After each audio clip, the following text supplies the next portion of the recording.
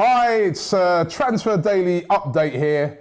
Of course, the transfer window shut yesterday, and I just wanted to sort of bring people up to date with what actually happened in the transfer window. So let's take a look at who came in and who went out, right? Because just so that you know exactly what happened, there's been a lot of talk and a lot of argument about the whole transfer window, but let's just do a final analysis and roundup of it. So the players that came in: Alexander Lacazette for a fee of 46 million, said to rise up to 52.7 million, and Sead Kolasinac, he came from Schalke on a free transfer. So those are the two players that came in. Only two players came in, right?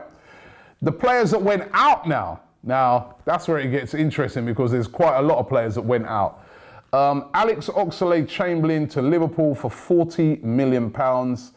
A real surprise to everybody. He'd featured in all the games for Arsenal this season, but he went to Liverpool. Real surprise, that one. Wojciech Szczesny went to Juventus for 10.5 million. Gabriel to Valencia for 10 million. Kieran Gibbs to West Brom for 7 million. Kalen Hines went to Wolfsburg for 2 million.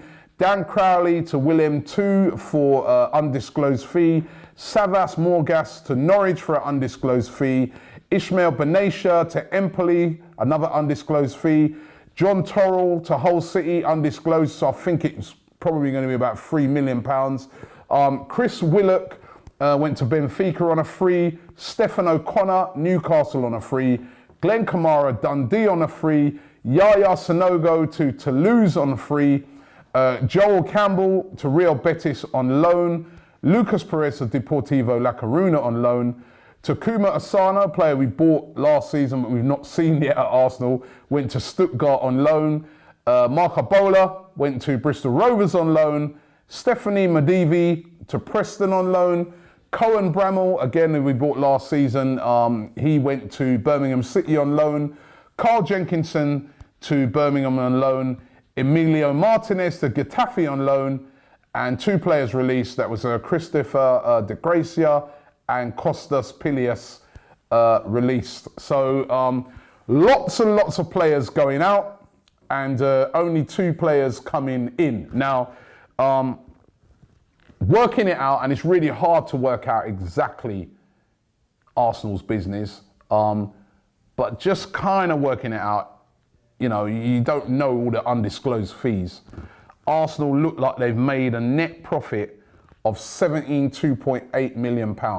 Only one other club made a more profit than Arsenal in this transfer window in the Premier League, and that was Swansea. And, you know, Swansea, you would expect. Arsenal Football Club, a net profit of £17.8 million in a window where over £1 billion has been spent, where money's been going left, right and centre on players. Arsenal effectively bought two players, and when you think about it, effectively one, because Sead Kolasinac was in the last year of his contract, agreed a move to Arsenal in January.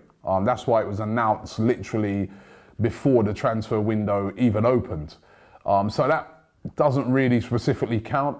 Really, one deal, Alexander Lacazette. Now, you would have seen the videos of me and a lot of fans over the past couple of days. You would have seen me quite frustrated on a lot of the transfer dailies, and I think that sums it up. Just for me, a lack of ambition. This was a chance I felt for Arsene Wenger and the board of the football club to really make a statement to the Arsenal fans, to show them that we're serious about winning the league. Remember, we finished 5th last year. What we've basically done is we've brought in two players, I think two quality players, and we've shipped out a load of players, taking a load of players off the wage bill as well as turning a profit. We've shifted loads of players off of the wage bill, and that's it. We kept hold of Alexis Sanchez, which I suppose is a good thing because he's a quality player. But what's going to happen with Alexis Sanchez? What frame of mind is he going to be in? I mean, what I can see happening with the Alexis Sanchez thing is that Arsenal will probably make an approach to him, say to Alexis, say, listen, let's sign a 1-year extension onto your deal. That way, when you walk away at the end of the season, we can, you know, charge a higher fee for you. You can still get your move if, say, a club bids over a certain amount, so maybe they'll write some sort of clause into it, and we'll put you on higher wages until you leave, and that way, hopefully, that will give them the incentive to be more happier and play. I mean, it's a mess. The Thomas Lemar situation, where Lemar, yesterday, a player that we were looking to pay 45, 50 million pounds for, and didn't want to go any higher. All of a sudden yesterday, we were trying to bid 90 million to bring him in, and failed with that bid. He scored 2 goals last night, by the way, for France. One brilliant goal. But we failed with that bid to get Thomas Lemar, and now we've got no chance of getting him until at least next season, and then the price would have gone up again even higher. A real mess.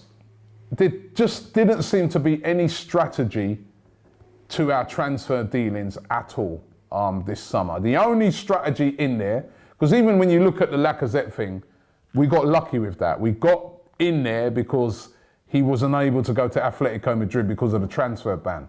So God knows if that wouldn't have been the case, it might have just been Kolasinac. The only strategy this summer seemed to be about getting players out of the club.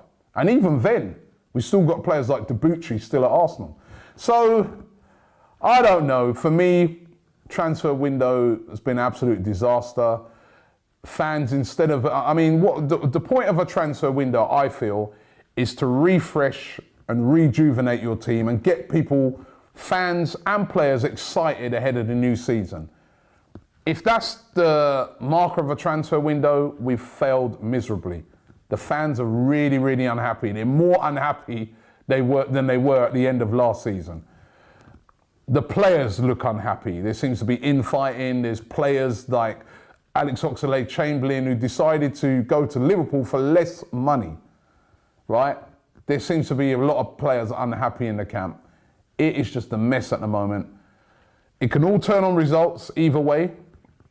If we have a couple of good results, maybe beat Bournemouth, go away and beat Chelsea, maybe people might say, well, okay.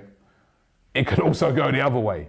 Lose any of those 2 games, it's all back again. It's a chance missed for Arsenal Football Club. I really don't understand it. If I was a manager, I would have used this as an opportunity and said, right, I'm going big and I'm showing the fans something. But all that's been shown for me is a lack of ambition, and also a real failure to grasp modern day transfers. What do you guys think? Leave it in the comments below. For everybody who watched Transfer Daily throughout the transfer window, thank you very much. As I was saying yesterday, the averages of the